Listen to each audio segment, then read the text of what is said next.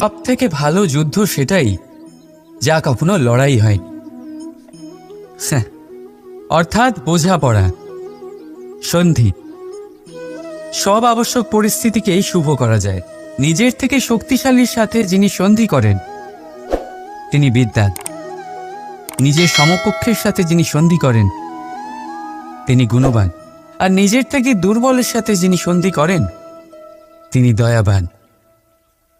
একটা যুদ্ধ আপনার একাধিক শত্রু তৈরি করতে পারে, কিন্তু একটা মীমাংসা আপনাকে একটা বন্ধু দিতে পারে।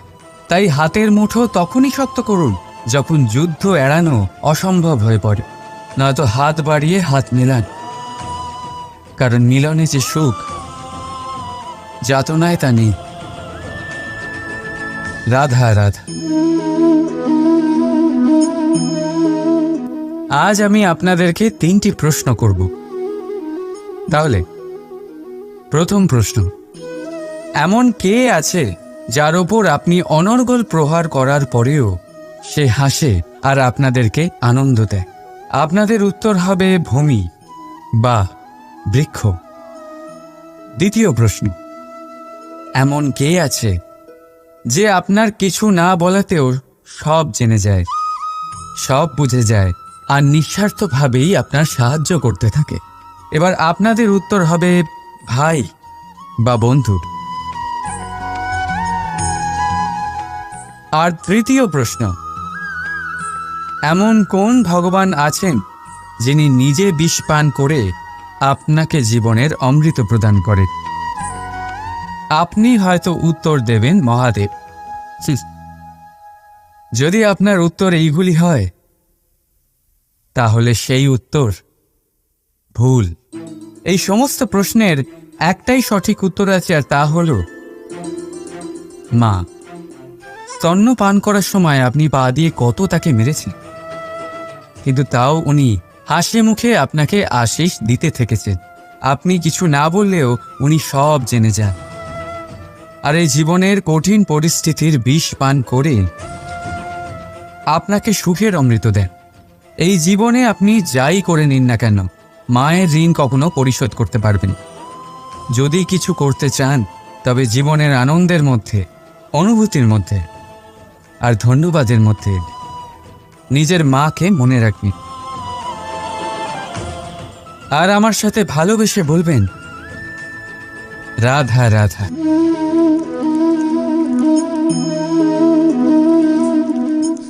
শীতকালের সন্ধ্যায় এই জ্বলন্ত কাঠে হাত সেঁকতে কার না ভালো লাগে? কত সময় পেরিয়ে যায় এই কাঠ সরাতে, ঘোরাতে, বোঝাই যায় না। এই কাঠগুলি আগে জ্বলে, তারপর আমাদের উষ্ণতা দেয়, আর তারপর ছাই হয়ে যায়। আচ্ছা বলুন, এই আগুনের উৎপত্তি কোথা থেকে হয়? উত্তরটা সহজ, এই কাঠ থেকে। আচ্ছা, এই ছাইয়ের উৎপত্তি কোথা থেকে হয়? উত্তর সেই একই, এই কাঠ থেকেই। তাহলে আগুন আর ছাই, এই দুইয়ের উৎপত্তি কাঠ থেকেই হয়। এবার ভাবুন, আগুন যা এই কাঠ জ্বালায়, আর ছাই সেই ছাই যা এই আগুন নিভিয়ে দেয়। কিছু বুঝলেন? আপনার শক্তি আপনার ভেতরেই উৎপন্ন হয়, আর আপনার অন্তরের ক্ষতিকর সেই ছাই, সেটাও আপনার ভেতরেই উৎপন্ন হয়। তাই নিজের ভিতরের উজ্জ্বলতা দিয়ে এই সংসারকে আলোকিত করতে চান, নাকি নিজের ভেতরের আধার বার করে এই সংসারে অন্ধকার আনতে চান? সিদ্ধান্ত আপনার। রাধা রাধা। কখনো কখনো আপনার মনে এই প্রশ্ন জাগে, তাই না? এই সংসারে কি এমন আছে যা পাওয়া অসম্ভব? হয়তো আমারও মনে এই একই প্রশ্ন জাগে। তখন আমি ভাবি, এই সংসারে এমন কি আছে যা পাওয়া অসম্ভব? ধন? না। যশ? না। সম্মান? না।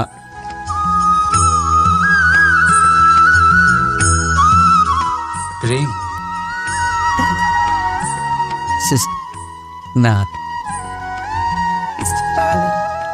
তাহলে কি আছে এমন যা পাওয়া অসম্ভব? ভেবে দেখুন। উত্তর হলো স্বয়ং নিজের ভুল, স্বয়ং নিজের দোষ, যা কেউ কখনো পায় না। আর কেউ যদি তা পেয়েও যায়, সেই ব্যক্তি নিজের ভুল কখনোই স্বীকার করতে চায় না।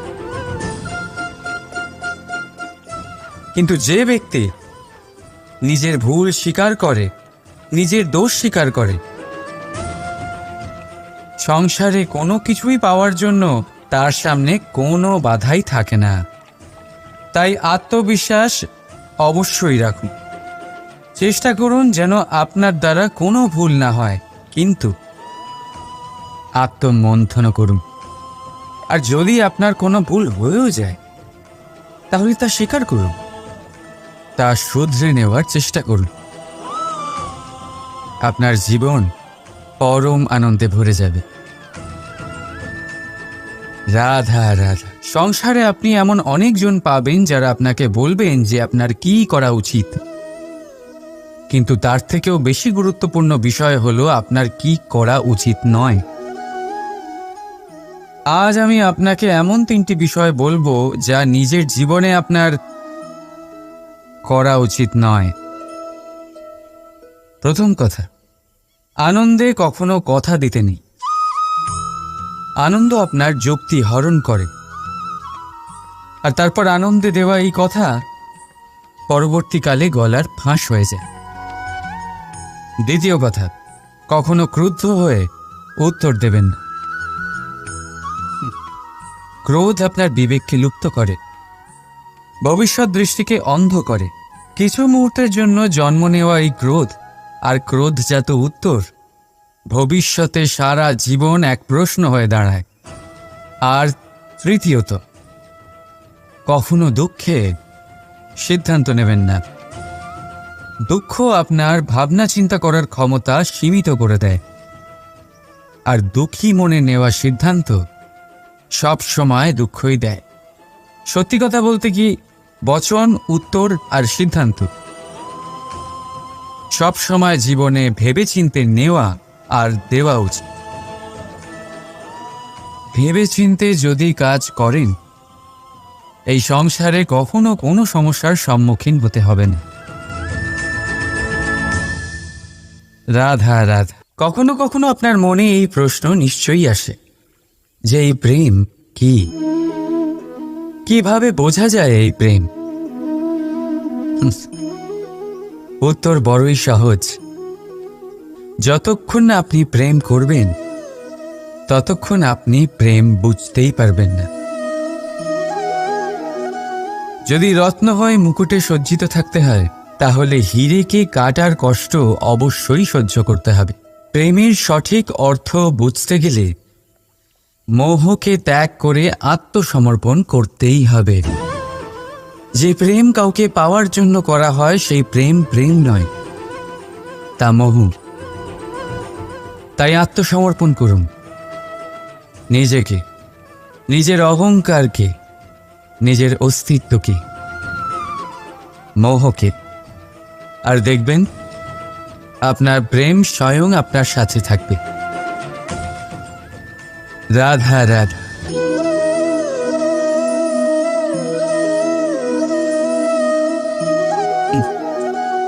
জীবনে কোনো এক লক্ষ্য প্রাপ্ত করতে গেলে মানুষ দুটি ভাব নিয়ে এগিয়ে চলে। প্রথম, নিজের লক্ষ্যে পৌঁছানোর নিশ্চয়তা, আর দ্বিতীয়, নিজের লক্ষ্যে পৌঁছানোর পথ। সবাই এটাই করেন, কিন্তু সবাই নিজের লক্ষ্যে পৌঁছতে পারেন না। কেন? কারণ লক্ষ্যে যখন পৌঁছানো যায় না, মানুষকে কিছু বদলাতে হয়। কেউ নিজের নিশ্চয় লক্ষ্য বদলে ফেলেন, কেউ নিজের পথ। যারা নানান পথে চেষ্টা করতে থাকেন, তারা সফল হয়েই যান, কিন্তু নিজের নিশ্চয় লক্ষ্য যারা বদলান, সাফল্যের স্বাদ তারা কখনোই পান না।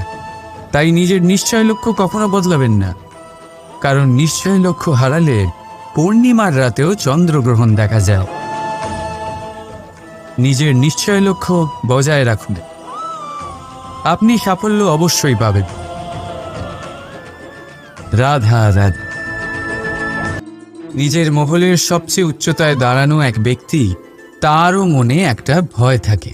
ভয়, সেই মহলের ভিত নড়ে যাওয়ার ভয়, নিজের পতনের ভয়। আর সেই কারণেই সেই উচ্চতার সম্পূর্ণ আনন্দ সে উপভোগ করতে পারে না। কিন্তু আপনি কি কখনো কোনো গাছের ডালে বসে থাকা কোনো পাখিকে দেখেছেন? সেই ডাল ভেঙে গেলেও তার পড়ে যাওয়ার ভয় থাকে না। কেন? কারণ তার নিজের ডানার ওপর বিশ্বাস আছে।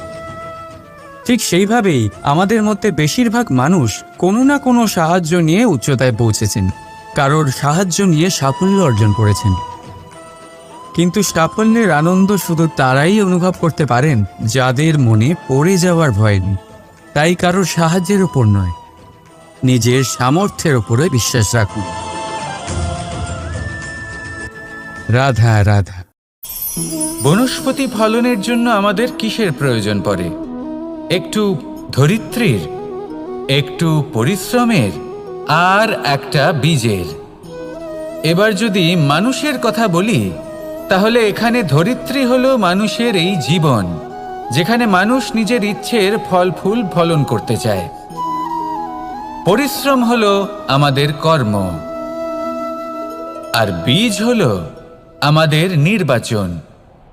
আমাদের বেছে নিতে হবে যে আমরা কি বপন করব, আম নাকি ফণি মনসা। এর মধ্যে আমরা কি পেতে চাই? রসালো ফলের ফলন চাই নাকি কাঁটার ফলন চাই, তা আমাদের উপর নির্ভরশীল। কিন্তু একটা কথা ঠিক, লক্ষ্য যেমনই হোক না কেন, জীবন যেমনই হোক না কেন, যদি আপনি লক্ষ্যের দিকে এগোতে থাকেন, তাহলে কর্মের সাথে খামখেয়ালি আচরণ করতে পারবেন না। যদি আপনি এমন করেন, তাহলে এটা আপনাকে একটা অনুচিত লক্ষ্যে পৌঁছে দেবে, সেটা কিন্তু নিশ্চিত। সবসময় এটা মনে রাখবেন, কর্মের সাথে খামখেয়ালি হবেন, অর্থাৎ কর্মফলও আপনার সাথে খামখেয়ালি হবে। তাহলে নিষ্ঠার সাথে কর্ম করতে থাকুন আর নিজের লক্ষ্যকে প্রাপ্ত করুন। আর আমার সাথে ভালোবেসে বলুন, রাধা রাধা। অগ্নি, চতুর্থ তত্ত্ব, সব থেকে বেশি গুরুত্বপূর্ণ, কিন্তু তার থেকেও বেশি ভয়াবহ। কখনো অগ্নিকে নিয়ন্ত্রিত রূপে উনুনে জ্বলতে দেখেছেন? এই অগ্নি আমাদের খাবার বানাতে সাহায্য করে, যা আমাদের শক্তি প্রদান করে। কিন্তু এই অগ্নি যখন বিচলিত হয়ে, অনিয়ন্ত্রিত হয়ে কোনো বনের আগুন হয়ে ওঠে, তখন মহা বিনাশ ঘটে যায়। আপনারই অন্তরের ঊর্জা হলো এই অগ্নি। এটা আপনার শক্তিও, আপনার ক্রোধ। একে ব্যবহার কিভাবে করবেন তা আপনারই হাতে। যদি কোনো ব্যক্তি নিজের অন্তরের এই ঊর্জাকে ব্যবহার করেন শক্তির রূপে, তাহলে সে বিকাশ ঘটাতে পারে, নির্মাণ ঘটাতে পারে। কিন্তু যদি কোনো ব্যক্তি তার অন্তরের ঊর্জাকে বিধ্বংসী অস্ত্র বানিয়ে ফেলেন, তাহলে নিশ্চিত রূপে মহা বিনাশ ঘটতে পারে, যাতে বিনাশ তারও অবশ্যই হবে। অনেক বছর পূর্বে এমনই এক আগুনের দ্বারা এই সুন্দর পৃথিবীর নির্মাণ হয়েছিল। আর অনেক বছর পূর্বে এমন এক আগুনেই সমস্ত জীব এবং সংসার বিলুপ্ত হয়ে গেছিল।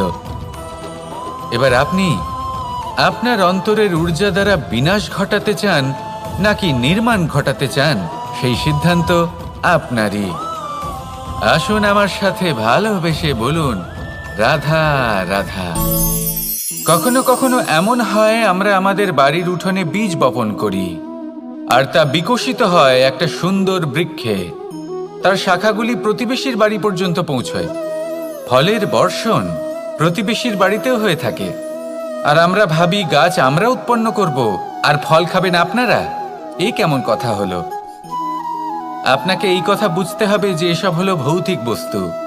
সাংসারিক বস্তু। কখনো নিজের বাড়ির বাগানে ভালোবাসার গাছ বপন করে দেখুন, তার শাখাও প্রতিবেশীর বাড়ি পর্যন্ত পৌঁছবে, ফলের বর্ষণ সেখানেও হবে। কিন্তু সেই ফল চাইতে আপনাকে যেতে হবে না, সেই ফল দ্বিগুণ মাত্রায় আবার আপনার কাছেই ফিরে আসবে। তাই নিজের বাড়িতে আর নিজের মনে ভালোবাসার গাছ উৎপন্ন করুন। এই জীবন প্রসন্ন হয়ে বলবে, রাধা রাধা।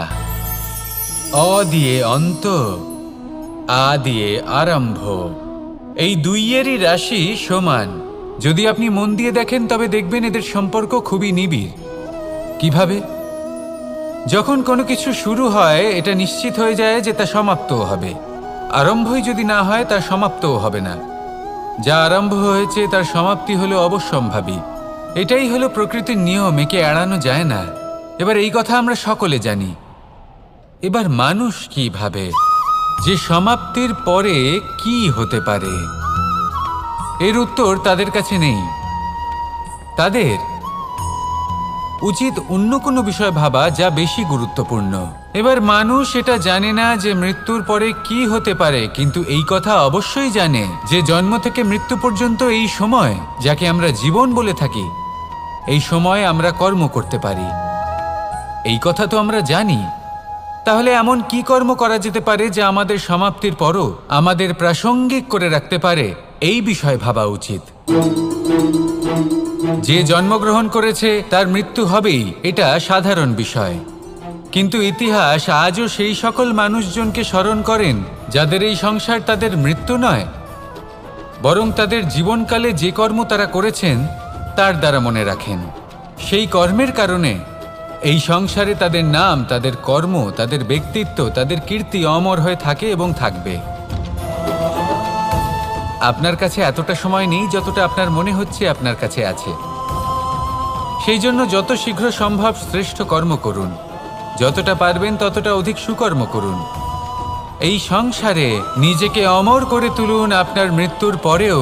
আর আমার সাথে ভালোবেসে বলুন, রাধা রাধা।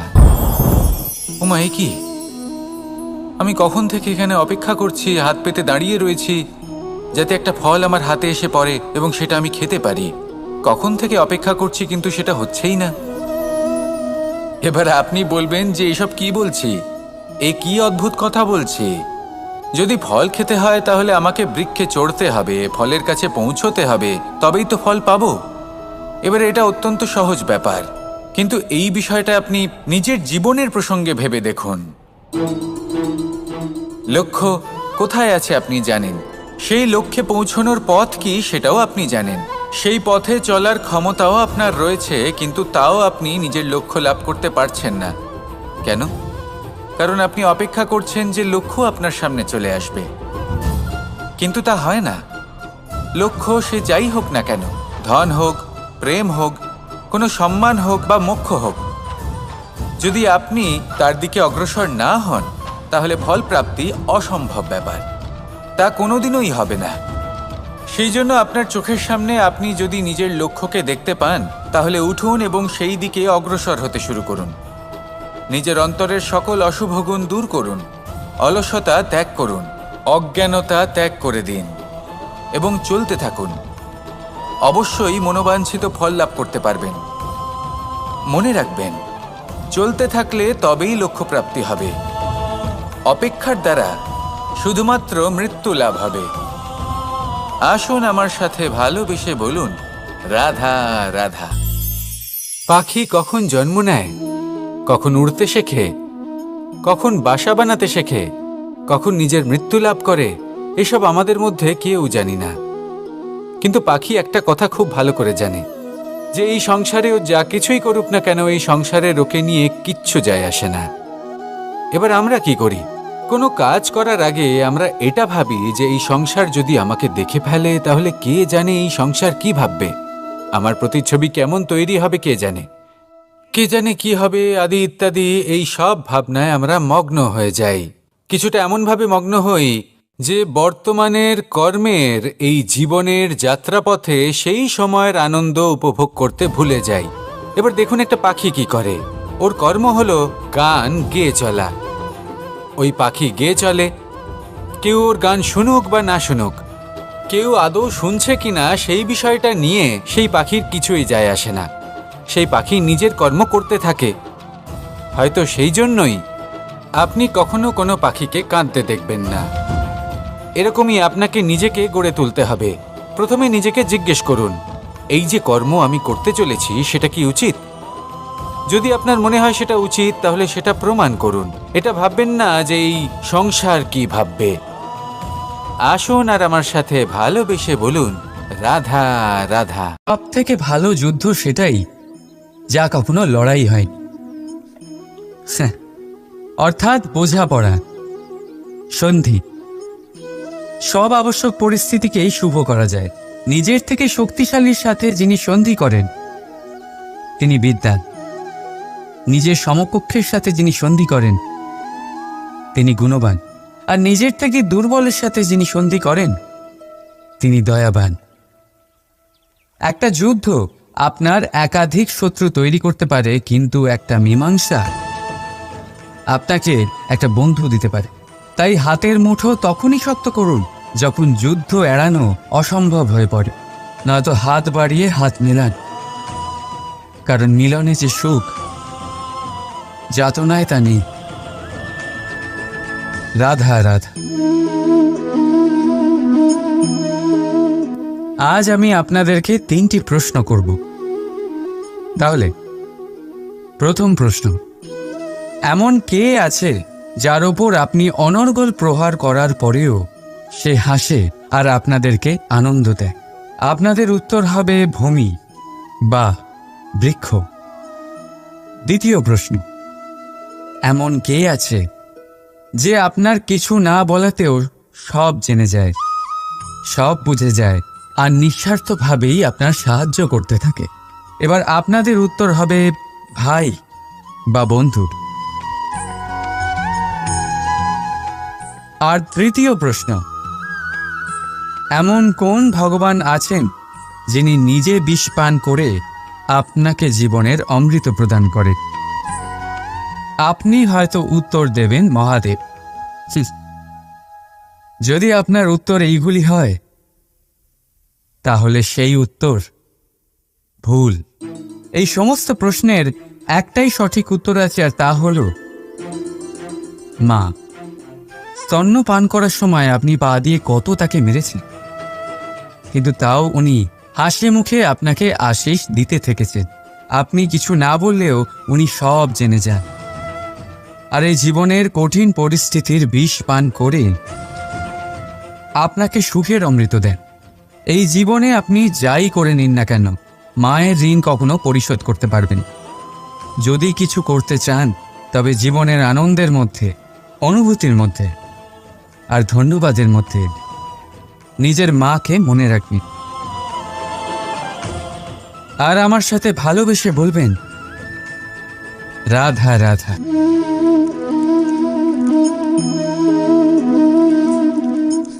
শীতকালের সন্ধ্যায় এই জ্বলন্ত কাঠে হাত সেঁকতে কার না ভালো লাগে? কত সময় পেরিয়ে যায় এই কাঠ সরাতে, ঘোরাতে, বোঝাই যায় না। এই কাঠগুলি আগে জ্বলে, তারপর আমাদের উষ্ণতা দেয়, আর তারপর ছাই হয়ে যায়। আচ্ছা বলুন, এই আগুনের উৎপত্তি কোথা থেকে হয়? উত্তরটা সহজ, এই কাঠ থেকে। আচ্ছা, এই ছাইয়ের উৎপত্তি কোথা থেকে হয়? উত্তর সেই একই, এই কাঠ থেকেই। তাহলে আগুন আর ছাই, এই দুইয়ের উৎপত্তি কাঠ থেকেই হয়। এবার ভাবুন, আগুন যা এই কাঠ জ্বালায়, আর ছাই সেই ছাই যা এই আগুন নিভিয়ে দেয়। কিছু বুঝলেন? আপনার শক্তি আপনার ভেতরেই উৎপন্ন হয়, আর আপনার অন্তরের ক্ষতিকর সেই ছাই, সেটাও আপনার ভেতরেই উৎপন্ন হয়। তাই নিজের ভিতরের উজ্জ্বলতা দিয়ে এই সংসারকে আলোকিত করতে চান, নাকি নিজের ভেতরের আধার বার করে এই সংসারে অন্ধকার আনতে চান? সিদ্ধান্ত আপনার। রাধা রাধা। কখনো কখনো আপনার মনে এই প্রশ্ন জাগে, তাই না? এই সংসারে কি এমন আছে যা পাওয়া অসম্ভব? হয়তো আমারও মনে এই একই প্রশ্ন জাগে। তখন আমি ভাবি, এই সংসারে এমন কি আছে যা পাওয়া অসম্ভব? ধন? না। যশ? না। সম্মান? না।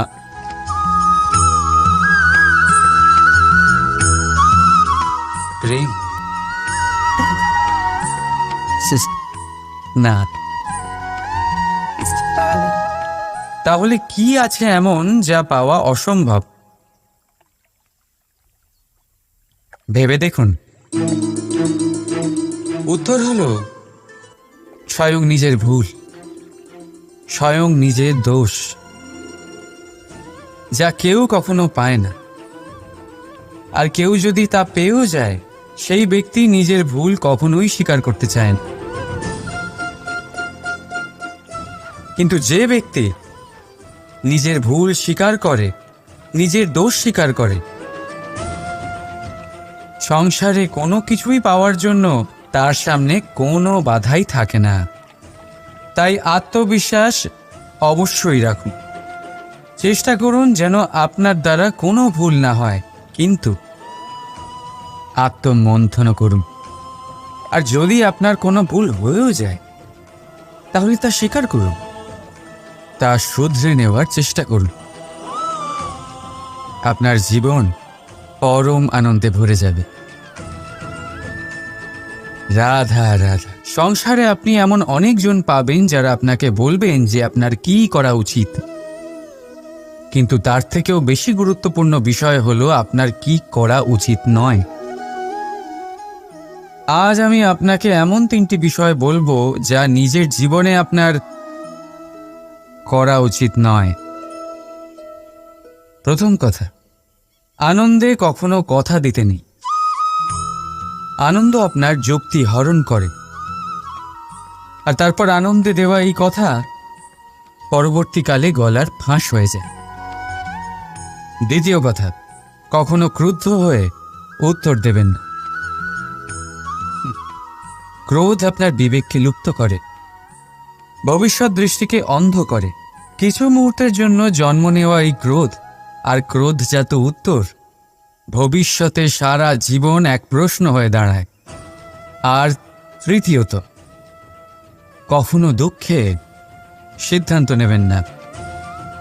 দুঃখ আপনার ভাবনা চিন্তা করার ক্ষমতা সীমিত করে দেয়, আর দুঃখী মনে নেওয়া সিদ্ধান্ত সব সময় দুঃখই দেয়। সত্যি কথা বলতে কি, বচন, উত্তর আর সিদ্ধান্ত সব সময় জীবনে ভেবেচিন্তে নেওয়া আর দেওয়া উচিত। ভেবেচিন্তে যদি কাজ করেন, এই সংসারে কখনো কোনো সমস্যার সম্মুখীন হতে হবে না। রাধা রাধা। কখনো কখনো আপনার মনে এই প্রশ্ন নিশ্চয়ই আসে যে এই প্রেম কি, কিভাবে বোঝা যায় এই প্রেম? উত্তর বড়ই সহজ। যতক্ষণ না আপনি প্রেম করবেন, ততক্ষণ আপনি প্রেম বুঝতেই পারবেন না। যদি রত্ন হয়ে মুকুটে সজ্জিত থাকতে হয়, তাহলে হীরেকে কাটার কষ্ট অবশ্যই সহ্য করতে হবে। প্রেমের সঠিক অর্থ বুঝতে গেলে মোহকে ত্যাগ করে আত্মসমর্পণ করতেই হবে। যে প্রেম কাউকে পাওয়ার জন্য করা হয়, সেই প্রেম প্রেম নয়, তা মোহ। তাই আত্মসমর্পণ করুন নিজেকে, নিজের অহংকারকে, নিজের অস্তিত্বকে, মোহকে, আর দেখবেন আপনার প্রেম স্বয়ং আপনার সাথে থাকবে। রাধা রাধা।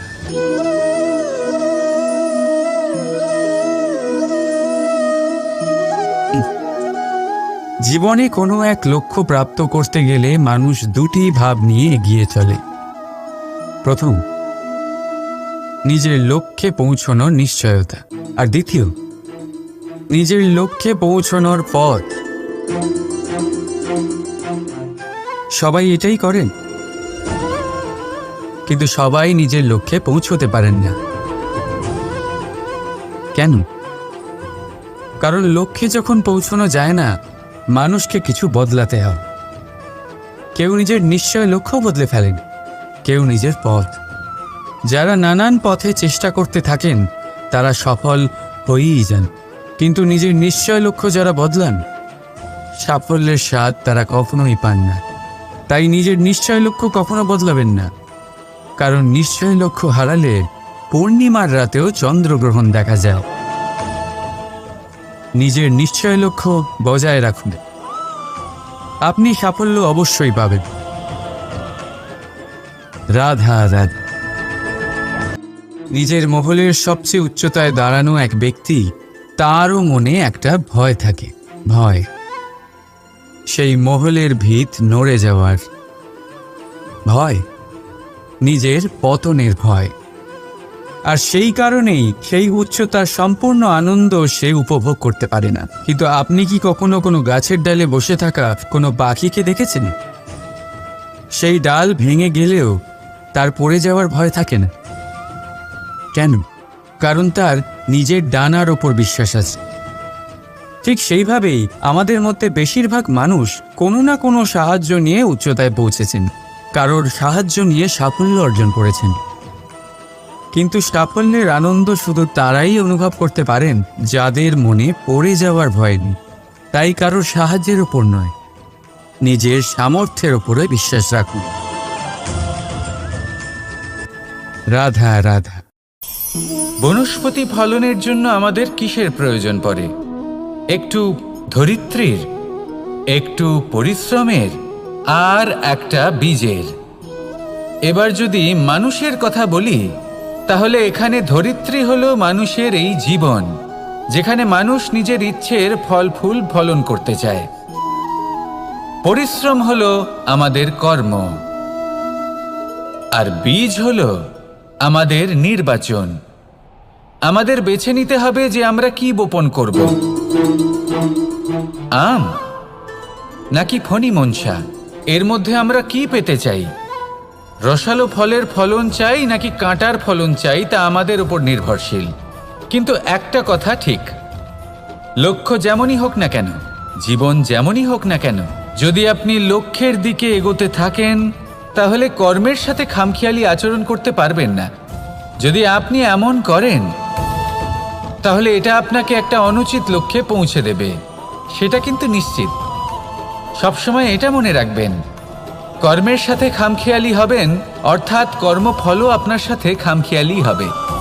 তাহলে নিষ্ঠার সাথে কর্ম করতে থাকুন আর নিজের লক্ষ্যকে প্রাপ্ত করুন। আর আমার সাথে ভালোবেসে বলুন, রাধা রাধা। অগ্নি, চতুর্থ তত্ত্ব, সব থেকে বেশি গুরুত্বপূর্ণ, কিন্তু তার থেকেও বেশি ভয়াবহ। কখনো অগ্নিকে নিয়ন্ত্রিত রূপে উনুনে জ্বলতে দেখেছেন? এই অগ্নি আমাদের খাবার বানাতে সাহায্য করে, যা আমাদের শক্তি প্রদান করে। কিন্তু এই অগ্নি যখন বিচলিত হয়ে, অনিয়ন্ত্রিত হয়ে কোনো বনের আগুন হয়ে ওঠে, তখন মহা বিনাশ ঘটে যায়। আপনারই অন্তরের ঊর্জা হলো এই অগ্নি। এটা আপনার শক্তিও, আপনার ক্রোধ। একে ব্যবহার কিভাবে করবেন তা আপনারই হাতে। যদি কোনো ব্যক্তি নিজের অন্তরের এই ঊর্জাকে ব্যবহার করেন শক্তির রূপে, তাহলে সে বিকাশ ঘটাতে পারে, নির্মাণ ঘটাতে পারে। কিন্তু যদি কোনো ব্যক্তি তার অন্তরের ঊর্জাকে বিধ্বংসী অস্ত্র বানিয়ে ফেলেন, তাহলে নিশ্চিত রূপে মহা বিনাশ ঘটতে পারে, যাতে বিনাশ তারও অবশ্যই হবে। অনেক বছর পূর্বে এমনই এক আগুনের দ্বারা এই সুন্দর পৃথিবীর নির্মাণ হয়েছিল। আর অনেক বছর পূর্বে এমন এক আগুনেই সমস্ত জীব এবং সংসার বিলুপ্ত হয়ে গেছিল। এবার আপনি আপনার অন্তরের ঊর্জা দ্বারা বিনাশ ঘটাতে চান নাকি নির্মাণ ঘটাতে চান, সেই সিদ্ধান্ত আপনারই। আসুন আমার সাথে ভালোবেসে বলুন, রাধা রাধা। কখনো কখনো এমন হয় আমরা আমাদের বাড়ির উঠোনে বীজ বপন করি, আর তা বিকশিত হয় একটা সুন্দর বৃক্ষে। তার শাখাগুলি প্রতিবেশীর বাড়ি পর্যন্ত পৌঁছয়। ফলের বর্ষণ প্রতিবেশীর বাড়িতেও হয়ে থাকে।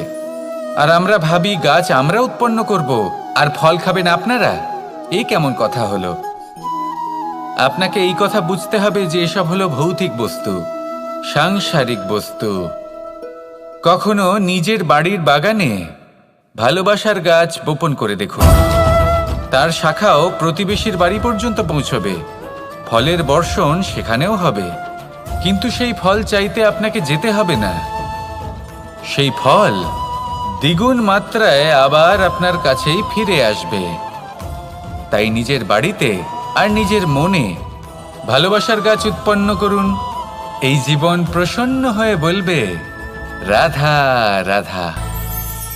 অ দিয়ে অন্ত, আ দিয়ে আরম্ভ, এই দুইয়েরই রাশি সমান। যদি আপনি মন দিয়ে দেখেন তবে দেখবেন এদের সম্পর্ক খুবই নিবিড়। কিভাবে? যখন কোনো কিছু শুরু হয় এটা নিশ্চিত হয়ে যায় যে তা সমাপ্তও হবে। আরম্ভই যদি না হয় তার সমাপ্তও হবে না। যা আরম্ভ হয়েছে তার সমাপ্তি হলো অবশ্যম্ভাবী। এটাই হলো প্রকৃতির নিয়ম, একে এড়ানো যায় না। এবার এই কথা আমরা সকলে জানি। এবার মানুষ কি ভাবে যে সমাপ্তির পরে কি হতে পারে, এর উত্তর তাদের কাছে নেই। তাদের উচিত অন্য কোনো বিষয় ভাবা যা বেশি গুরুত্বপূর্ণ। এবার মানুষ এটা জানে না যে মৃত্যুর পরে কি হতে পারে, কিন্তু এই কথা অবশ্যই জানে যে জন্ম থেকে মৃত্যু পর্যন্ত এই সময়, যাকে আমরা জীবন বলে থাকি, এই সময় আমরা কর্ম করতে পারি। এই কথা তো আমরা জানি। তাহলে এমন কি কর্ম করা যেতে পারে যা আমাদের সমাপ্তির পরও আমাদের প্রাসঙ্গিক করে রাখতে পারে, এই বিষয়ে ভাবা উচিত। যে জন্মগ্রহণ করেছে তার মৃত্যু হবেই, এটা সাধারণ বিষয়। কিন্তু ইতিহাস আজও সেই সকল মানুষজনকে স্মরণ করেন যাদের এই সংসার তাদের মৃত্যু নয়, বরং তাদের জীবনকালে যে কর্ম তারা করেছেন তার দ্বারা মনে রাখেন। সেই কর্মের কারণে এই সংসারে তাদের নাম, তাদের কর্ম, তাদের ব্যক্তিত্ব, তাদের কীর্তি অমর হয়ে থাকে এবং থাকবে। আপনার কাছে এতটা সময় নেই যতটা আপনার মনে হচ্ছে আপনার কাছে আছে। সেই জন্য যত শীঘ্র সম্ভব শ্রেষ্ঠ কর্ম করুন, যতটা পারবেন ততটা অধিক সুকর্ম করুন। এই সংসারে নিজেকে অমর করে তুলুন আপনার মৃত্যুর পরেও। আর আমার সাথে ভালোবেসে বলুন, রাধা রাধা। ওমা, এ কি? আমি কখন থেকে এখানে অপেক্ষা করছি, হাত পেতে দাঁড়িয়ে রয়েছি যাতে একটা ফল আমার হাতে এসে পড়ে এবং সেটা আমি খেতে পারি। কখন থেকে অপেক্ষা করছি, কিন্তু সেটা হচ্ছেই না। এবার আপনি বলবেন যে এসব কি বলছি, এ কি অদ্ভুত কথা বলছি। যদি ফল খেতে হয় তাহলে আমাকে বৃক্ষে চড়তে হবে, ফলের কাছে পৌঁছতে হবে, তবেই তো ফল পাবো। এবার এটা অত্যন্ত সহজ ব্যাপার, কিন্তু এই বিষয়টা আপনি নিজের জীবনের প্রসঙ্গে ভেবে দেখুন। লক্ষ্য কোথায় আছে আপনি জানেন, সেই লক্ষ্যে পৌঁছানোর পথ কি সেটাও আপনি জানেন, সেই পথে চলার ক্ষমতাও আপনার রয়েছে, কিন্তু তাও আপনি নিজের লক্ষ্য লাভ করতে পারছেন না। কেন? কারণ আপনি অপেক্ষা করছেন যে লক্ষ্য আপনার সামনে চলে আসবে, কিন্তু তা হয় না। লক্ষ্য সে যাই হোক না কেন, ধন হোক, প্রেম হোক, কোনো সম্মান হোক বা মোক্ষ হোক, যদি আপনি তার দিকে অগ্রসর না হন তাহলে ফল প্রাপ্তি অসম্ভব ব্যাপার, তা কোনোদিনই হবে না। সেই জন্য আপনার চোখের সামনে আপনি যদি নিজের লক্ষ্যকে দেখতে পান তাহলে উঠুন এবং সেই দিকে অগ্রসর হতে শুরু করুন। নিজের অন্তরের সকল অশুভ গুণ দূর করুন, অলসতা ত্যাগ করুন, অজ্ঞানতা ত্যাগ করে দিন এবং চলতে থাকুন। অবশ্যই মনোবাঞ্ছিত ফল লাভ করতে পারবেন। মনে রাখবেন, চলতে থাকলে তবেই লক্ষ্য প্রাপ্তি হবে। অপেক্ষার দ্বারা শুধুমাত্র মৃত্যু লাভ হবে। আসুন আমার সাথে ভালোবেসে বলুন, রাধা রাধা।